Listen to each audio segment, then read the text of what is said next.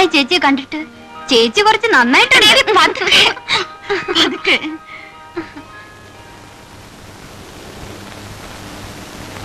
ആ പാട്ട് സാറേ, സാറിന് എന്നെ മനസ്സിലായോ? ഞാൻ ആ പ്രഭ ചേച്ചിയുടെ ഇളയമ്മയുടെ മകൾ മാലതി.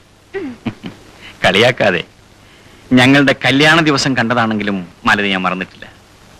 അപ്പൊ ആശാൻ എന്നെ മറന്നിട്ടില്ല അല്ലേ? ചലിക്കതടി. അപ്പോഴേ എന്റെ എഴുത്ത് എന്ന് കിട്ടി സാറേ? ഇന്നലെ. അപ്പൊ മുതൽ പ്രഭ കാത്തിരിപ്പ.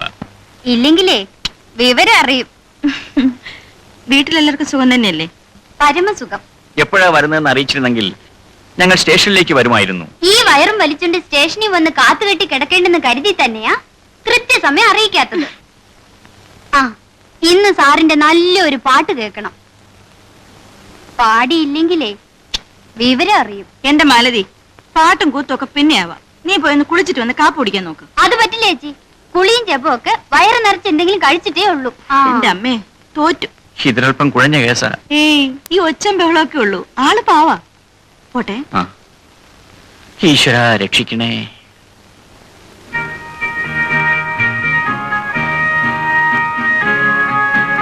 നിന്റെ ഈ പ്രകൃതം ഒന്നും ഇതേവരെ മാറിയില്ലേ? കെട്ടിക്കാൻ പ്രായമായ പെണ്ണാണ്. എന്നെ പിടിച്ചൊന്നും കെട്ടിക്കണ്ടേ? ഈശ്വരാനുഗ്രഹം കൊണ്ട് ആ സൽബുദ്ധി മാത്രം എന്റെ അച്ഛനില്ല. ദേ, എന്റെ നാവ് കുറച്ച് നീളുന്നുണ്ട് കേട്ടോ. ആട്ടെ, നിന്റെ പ്രേമൊക്കെ എവിടം വരെയായി? ഓ, ഞാൻ അയാളെ അങ്ങ് തഴഞ്ഞു. അതെന്താ? ഓ, ഒരു മണുമണുപ്പൻ. ആനിന്റെ ഒരു ഗുണവുമില്ല. പോരെങ്കിൽ സഹിക്കാൻ വയ്യാത്ത ഒരു ആദർശം പറച്ചില്. Hopeless case. ആ, ഇനി പറ, എന്തൊക്കെയാണ് ഇവിടെ എന്റെ ഡ്യൂട്ടി? നിനക്കിവിടെ ഒരു ഡ്യൂട്ടി ഇല്ല. അടങ്ങി ഒതുങ്ങി ഇരുന്നാ മതി ഇവിടെ. അത് പറ്റില്ല. ഇന്നു മുതൽ ഇവിടുത്തെ എല്ലാ കാര്യങ്ങളും എന്നെ ഏൽപ്പിക്കണം. ഇല്ലെങ്കിലേ വിവരം അറിയും. ओ दुनिया के रखवाले, सुन दर्द भरे मेरे नाले, सुन दर्द भरे मेरे नाले। ओ दुनिया के रखवाले, रखवाले, रखवाले, रखवाले।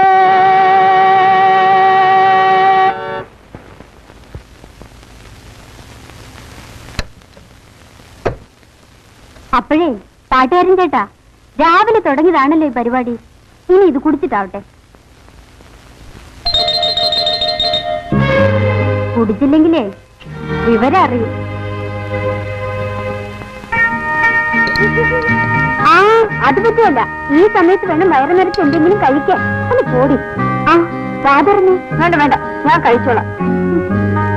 നല്ലോണം വല്ലതും കഴിച്ചില്ലെങ്കിലേ ചക്കരക്കുട്ടൻ വയറ്റിൽ കിടന്ന് ഇൻകുലാബ് വിളിക്കും.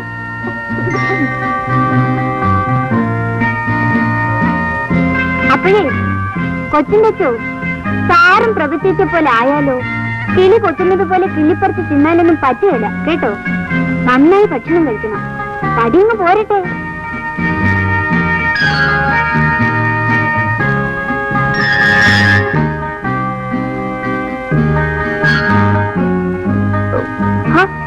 കഴിക്കു ചേട്ടാ. എനിക്ക് മതിയായി. കഴിച്ചില്ലെങ്കിലേ വിവരം അറിയും. ഒരു വിവരം അറിയാനില്ല.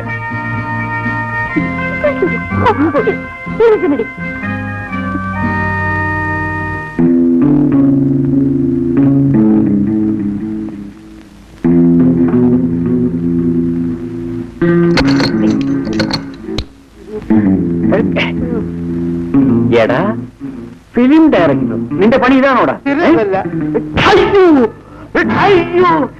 എന്റെ പൊന്നു സാറേ, എന്നെ തല്ലരുത്. സാറിന് വീട് ഇതാന്ന് അറിഞ്ഞെങ്കിൽ ഞാൻ ഇങ്ങോട്ട് വരില്ലായിരുന്നു. വഴി വെച്ച് വന്നു പോയത് സാറ്. ഏതായാലും നീ പോകേണ്ട സ്ഥലത്തേക്ക് തന്നെ നിന്നെ ഞാൻ അയക്കാം, പോലീസ് സ്റ്റേഷനിൽ. അയ്യോ, എന്റെ പൊന്നു സാറേ, എന്നെ പോലീസിൽ ഏൽപ്പിക്കരുത്. ഞാൻ എന്റെ ഗതിയോടുകൊണ്ട് തുടങ്ങിയതാണ് ഈ തൊഴില്. ഞാനും സാറിനെ പോലെ നേമം കുഞ്ഞിരാമ്പാകരുടെ കീഴിൽ സംഗീത അഭ്യസിച്ചവനാ. 9 കൊല്ലം. നിങ്ങൾ സംഗീതം പഠിച്ചിട്ടുണ്ടോ? പിന്നെ എന്റെ സ്വരോ അവസരാന്ന് പറഞ്ഞിട്ട് എന്നെ കൊണ്ട് ആരും പാടിപ്പിക്കാറില്ല സാർ. സാറെങ്കിൽ എന്റെ പാട്ടൊന്ന് കേൾക്കണം.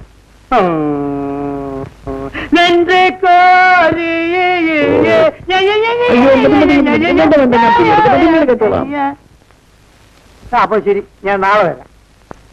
അങ്ങനെ ആവട്ടെ. നാളെ രാത്രി വേണ്ട, പകൽ വന്നാൽ മതി. ഇതേ സാർ വേള ഇത് ഭദ്രമായിട്ട് പൂട്ടി വെക്കണം. ഇത് മരം മോഷ്ടിച്ചുകൊണ്ടു പറ്റും സാർ. ആ.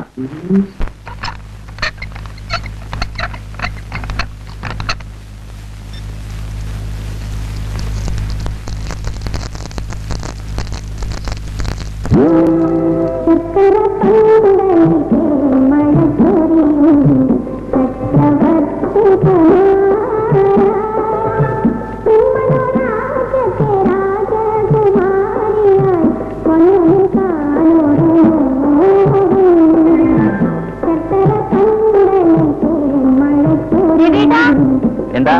ആ ടവലൊന്നും എടുത്തരാം.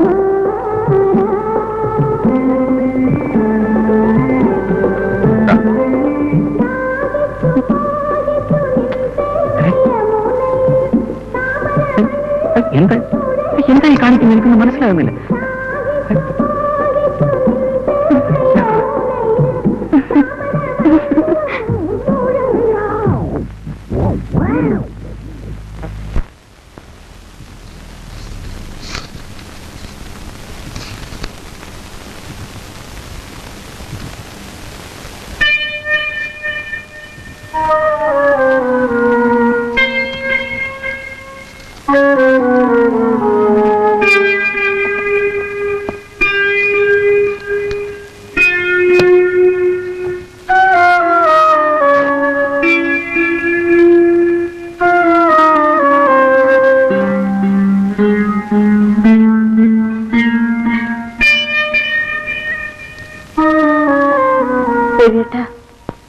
എന്റെ ഒരു കൂട്ടുകാരിയുടെ കുഞ്ഞ് കാർ അപകടത്തിൽപ്പെട്ടു. ഡോക്ടർമാർ എത്ര ശ്രമിച്ചിട്ടും രക്ഷപ്പെടുത്താൻ കഴിഞ്ഞില്ല. അല്ല, അത് ഞാൻ എന്ത് ചെയ്തു? ഞാൻ നിരപരാധിയാണ്. എന്താ രവിയേട്ട ഇങ്ങനെ? അല്ല, ഞാൻ വേറെ എന്തൊക്കെയോ ആലോചിച്ചു പോയി നിന്റെ വിഷമം കണ്ടിട്ട്. ഏയ് ഉം. എന്താ ഉം. ഇന്നിതെന്ത് പറ്റി? ഏയ് ഒന്നുമില്ല. എന്തോ ഉണ്ട്. ഒന്നുമില്ലെന്നേ. അത് കൊള്ളാം.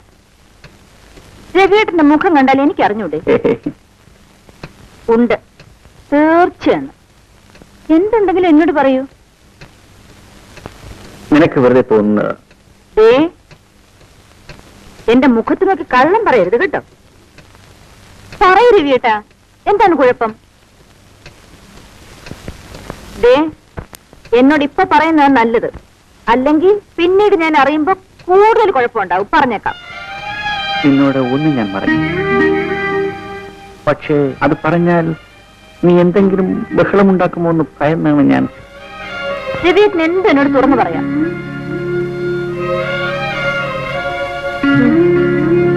പറഞ്ഞാൽ നീ ദേഷ്യപ്പെടുമോ? ഇല്ല, എല്ലാം പൊറുക്കാനും സഹിക്കാനും എനിക്ക് കഴിയുമെന്ന് രവിയേട്ടൻ അറിയാമല്ലോ. പറയൂ. ഞാൻ പറയാം, പക്ഷേ മരിച്ചുപോയ എന്റെ അച്ഛനും അമ്മയുമാണ് ഈ കാര്യത്തിൽ ഞാൻ നിരപരാധിയാണോ അല്ലയോ എന്ന് നീ കേട്ടിട്ട് പറ. കാര്യം പറയൂ രവിയേട്ടാ, പറയൂ രവിയേട്ടാ. ഞാൻ പാട്ട് വെച്ചുകൊണ്ടിരിക്കുമ്പോഴേ നമ്മുടെ മാലതി ബാത്റൂം